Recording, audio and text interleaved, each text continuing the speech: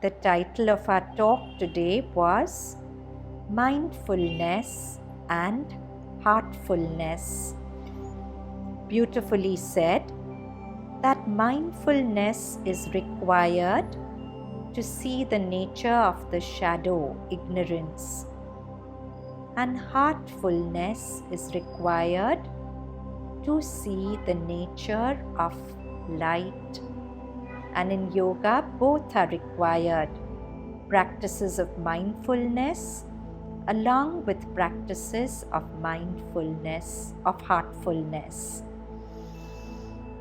So if we recollect the story of Mullah Nasruddin, who was told by a man that his wife was having an affair, and she meets her lover every day at 12 o'clock near a fig tree. In a total frenzy, Mullah Nasruddin's waiting to catch the lover. He works himself up into a frenzy. And at just 1 minute to 12, he suddenly realizes, I'm not married. So how can my wife cheat on me? The story seems funny, but all of us become Mullah Nasruddin when we create all those narratives in our head which make us unhappy. Because all those narratives are about us, our individual self.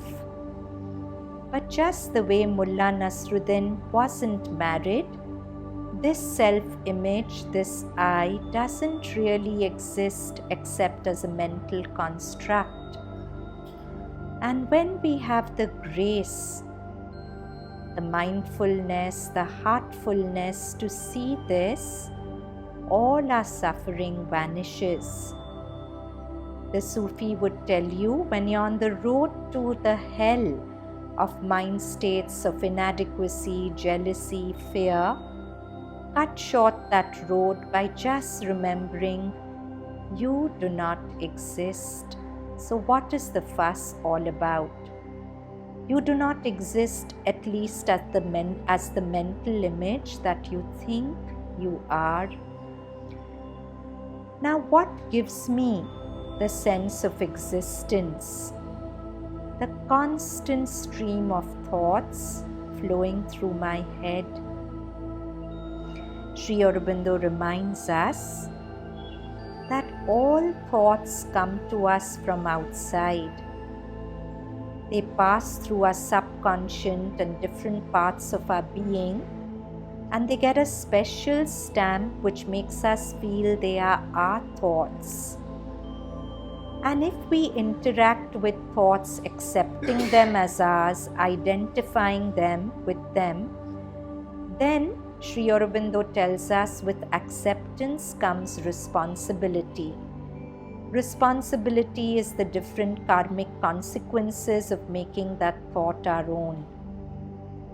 But if we can step back and see the mind states and thoughts as just that, a stream of nature, Prakriti passing through me, I don't identify with them.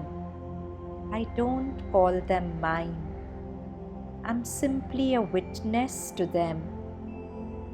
Then I fall back into the awareness space behind thought.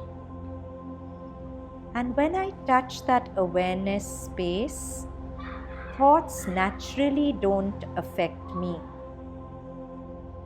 They pass by as if outside me. And then I am free of thought.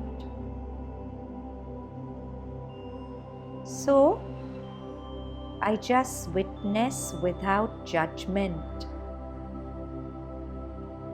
What makes me lose my innocence is the constant judging of perception. Karen Miller so beautifully says, everything you perceive is your salvation. It is a realm of God. That is until you judge it.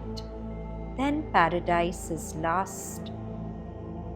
So when we step back into awareness,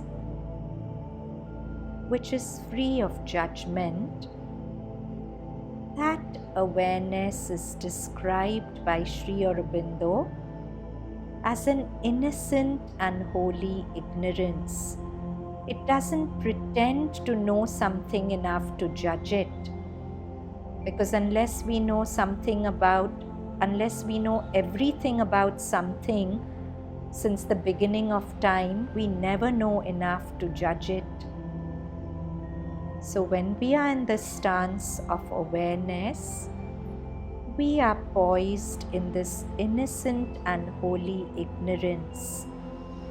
And these beautiful lines from Savitri come alive.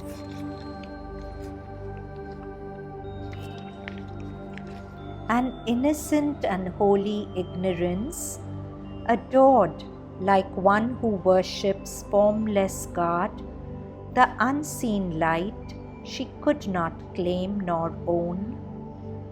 In a simple purity of emptiness, her mind knelt down before the unknowable. That is the nature of awareness, a mind which is constantly humble, kneeling down before the unknowable, perceiving everything without trying to know it through the clever judgments of the mind.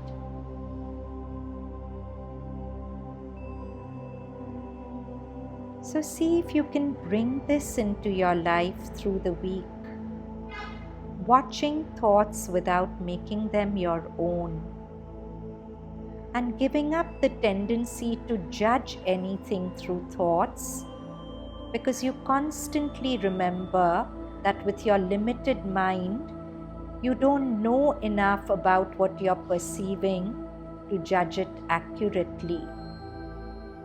So to just watch without judgment, and paradise is in plain sight.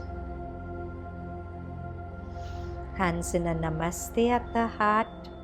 Let's end with 3 ohms.